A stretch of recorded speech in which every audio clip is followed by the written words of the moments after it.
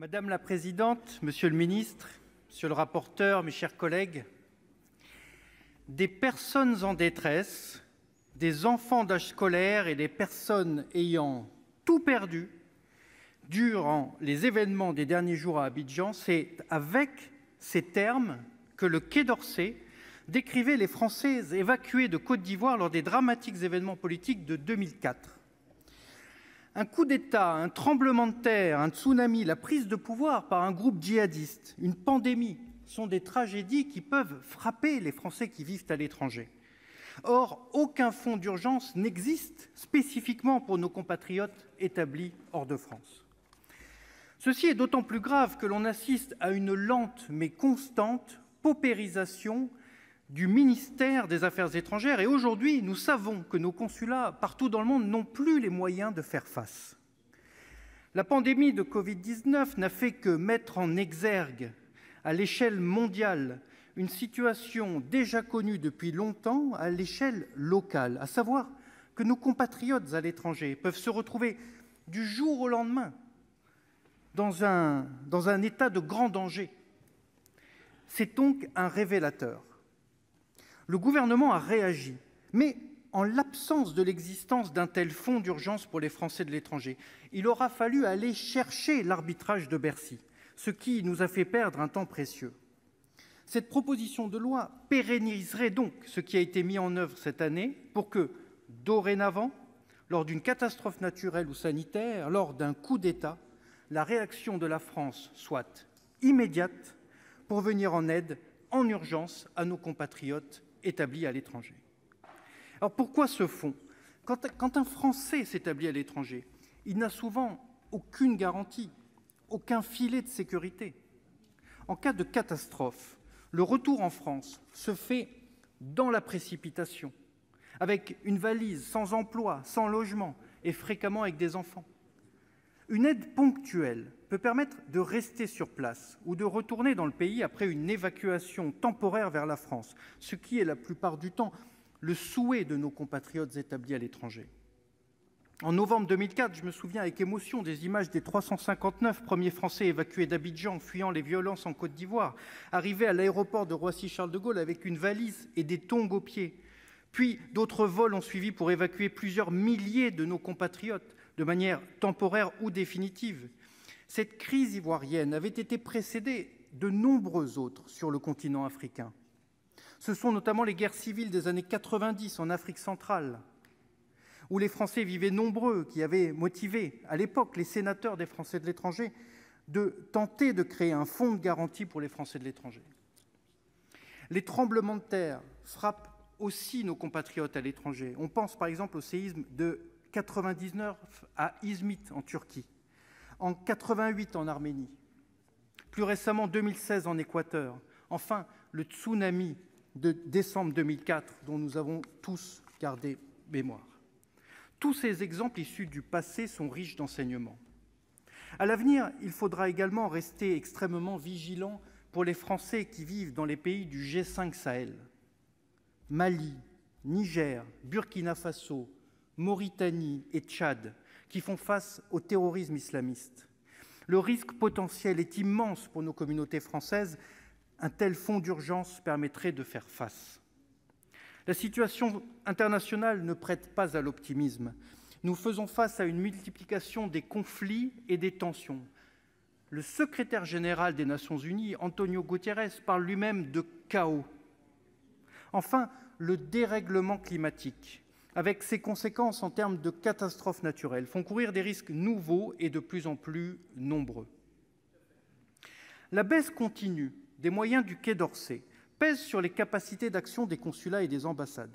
Lorsqu'il était ministre des Affaires étrangères, Alain Juppé disait déjà à l'époque que le ministère était à l'os. Alors aujourd'hui, après les baisses continues, nous serions à la moelle. Les consulats, par manque de moyens, doivent faire face et ils doivent faire appel à l'aide des réseaux associatifs pour venir en aide à des familles en difficulté, car l'État ne le fait plus. J'ai été président d'une association de Français à l'étranger pendant 10 ans et j'ai été sollicité à plusieurs reprises, et tous les présidents d'associations de Français à l'étranger le savent. Et pourtant, imaginez-vous, c'était à Berlin. Alors imaginez un instant la situation dans des pays qui subissent des crises dramatiques, comme par exemple le Venezuela. Je me souviens d'un consul général m'expliquant qu'il avait dû héberger chez lui un Français parce que tout simplement le consulat n'avait pas les moyens de payer la nuit d'hôtel. La crise de la Covid-19 a été un révélateur de ce manque de moyens. Il a fallu intégrer un volet spécial pour les Français de l'étranger au plan global d'action pour faire face à la crise sanitaire. Mais on a perdu un temps précieux. Si le fonds d'urgence avait existé, les moyens auraient pu être mobilisés plus rapidement. Finalement, cette proposition de loi permettrait qu'à l'avenir, on ne revive plus de tels retards à l'allumage. L'idée d'un tel fonds n'est pas neuve. Elle remonte au moins à la commission Bettencourt au milieu des années 70, comme me le rappelait le président de l'Union des Français de l'étranger. On pourrait aussi mentionner les travaux de nos collègues, Paulette Brispierre, Jacques Habert, Charles de Cutoli, Paul Dornano ou Xavier de Villepin, dans les années 90. Jacky de Romédy et moi avons la chance d'avoir des collaborateurs qui travaillaient déjà pour certains de ces sénateurs et qui connaissent toute l'histoire de cette idée, sur laquelle ils avaient déjà planché à l'époque. Puis, comme me l'a rappelé Richard Yung, le groupe socialiste du Sénat avait lui aussi déposé une proposition de loi à l'initiative de notre ancienne collègue Monique Cerisier-Benguiga. Puis Joël Garriaud-Mellam en 2008 et encore fin mars cette année, ainsi qu'Olivier Cadic le 24 mars cette année, ont eux aussi déposé des propositions de loi. Notre ancien collègue Christian Cointat me rappelait également le rôle crucial du CSFE, le Conseil supérieur des Français de l'étranger, à travers le rapporteur à l'époque de la commission des lois, Jean Ricou, qui était lui-même réassureur, c'était dans les années 90. Lors de l'élection sénatoriale de 2017, grâce à Régine Prato, qui est aujourd'hui la présidente de la commission sécurité de l'Assemblée des Français de l'étranger, nous avons proposé de reprendre cette idée ancienne sous un angle nouveau. Et donc, le 10 février de cette année, avec Christophe Rassa et Jacky de Romédy, notre modeste contribution est d'avoir ajouté la dimension sanitaire que la pandémie a mise à jour, mais aussi de s'écarter des logiques précédentes qui étaient assurantielles ou qui visaient à créer un fonds doté de la personnalité morale.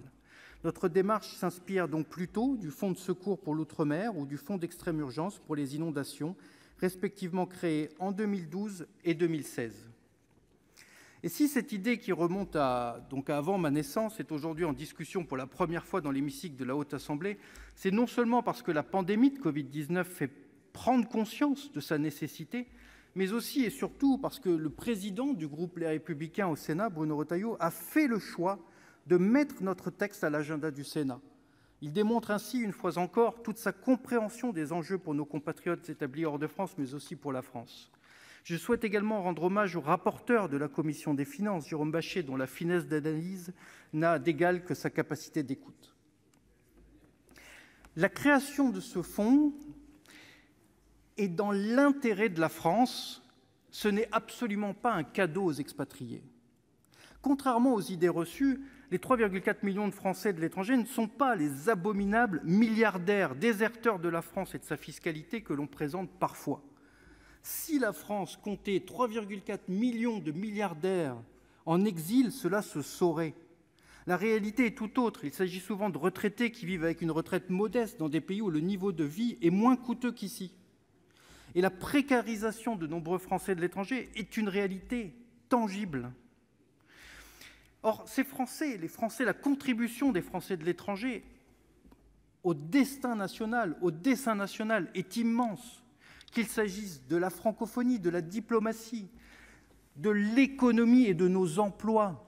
Parce que pour que nos produits s'exportent, nous avons besoin de ces Français qui vivent à l'étranger et qui œuvrent pour le commerce extérieur, parce qu'ils connaissent la langue du pays, qu'ils connaissent la coutume, les us et coutumes, et qu'ils connaissent la France. C'est ce pont qu'ils réalisent. C'est une question d'emploi en France. Le rôle, la contribution des Français de l'étranger est absolument essentielle à notre pays. Beaucoup d'entre eux, par ailleurs, payent des impôts et taxes. Il existe d'ailleurs une direction des impôts des non-résidents et leur contribution au budget de l'État est tout à fait substantielle. Ajoutons enfin qu'un tel fonds, pour ceux qui craindraient que les finances de notre pays soient plombées, en fait permettrait à des expatriés de faire provisoirement face à une tragédie en leur permettant de rester dans le pays où ils sont établis et d'y retourner après un retour provisoire en France. Cela coûterait bien moins cher aux finances de l'État que leur retour définitif en France, sans ressources, ni emploi, ni logement. Aucune politique de puissance n'existe sans relais de compatriotes établis à l'étranger qui œuvrent pour le commerce extérieur, l'influence diplomatique ou le rayonnement culturel. Nos compatriotes sont partie intégrante de la nation, même lorsqu'ils ne vivent plus en France. Et puis, comme l'a dit le général de Gaulle en 1967, dans ce monde d'aujourd'hui, on ne peut dissocier le sentiment et la politique. La France doit démontrer le même attachement et le même amour à tous ses enfants, où qu'ils soient. Les Français de l'étranger sont parfois loin des yeux, mais toujours près du cœur. Je vous remercie. Merci, monsieur le sénateur.